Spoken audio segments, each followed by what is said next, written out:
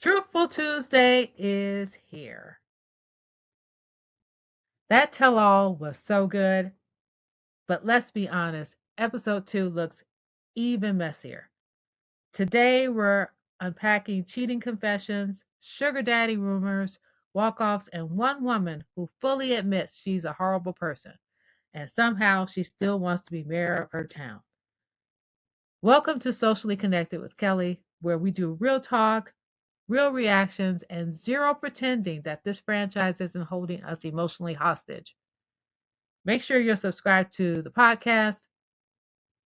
Make sure you subscribe to my Substack for deeper dives, and come hang with me on Twitter X, where I live tweet every episode in real time. All right, let's get into it. I'll start off superficial because honesty is the theme today. Chloe and Madeleine's hair. Much, much better. The darker brown of Madeleine works. Chloe's hair finally looks like she had access to a salon again. The gowns, though, everyone looked like they tried way too hard, except for Greta and Chloe. Manon looked like she was auditioning for the Ice Capades. The men were mostly meh. Although I will say Submit's hair looked great. Anthony, he did look nice, although poor Anthony. And yes, we'll get into that. Oh, and Luke showing up without his wedding ring? Shocking. Absolutely shocking. No one saw that coming.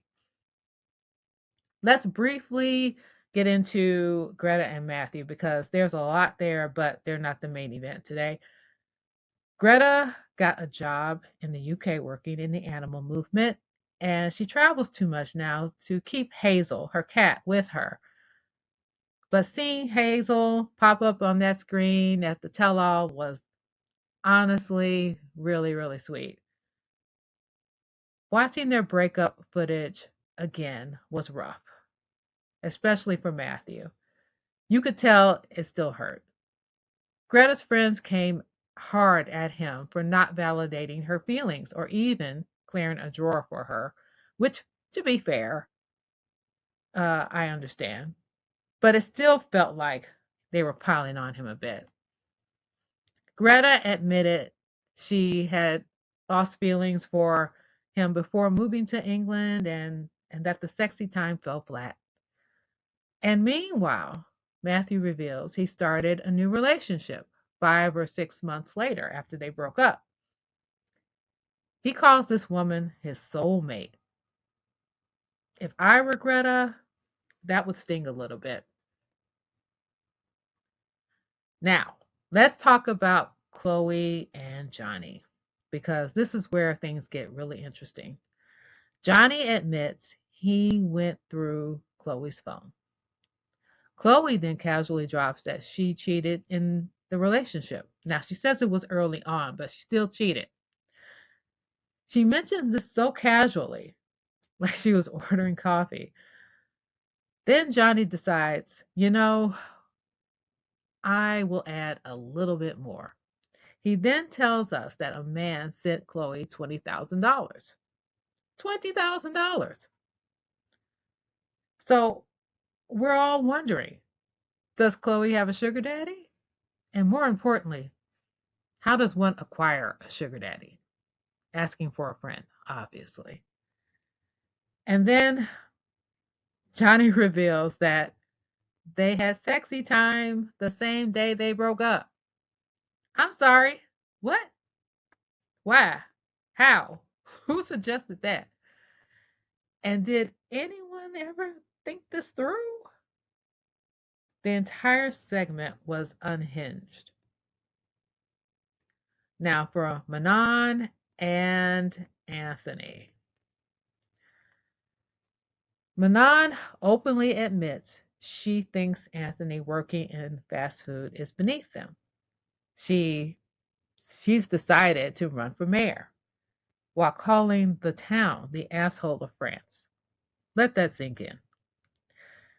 Anthony's Aunt Candace shows up to support him. Bless her. Anthony, if you need help, blink twice, man. At this point, I think he's only staying in this marriage because of his son. Because how can anyone stay married to someone who looks down on them for their job? They don't like the town. She picked the town. She picked the house, but now she doesn't like it. Manon can dish it out, but she absolutely can't take it. And yes, she becomes the first walk off of the tell-all.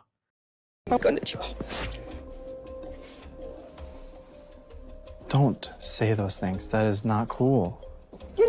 So. Oh. Yeah. Oh, wow. That's intense. I'm like logically thinking about what my options are.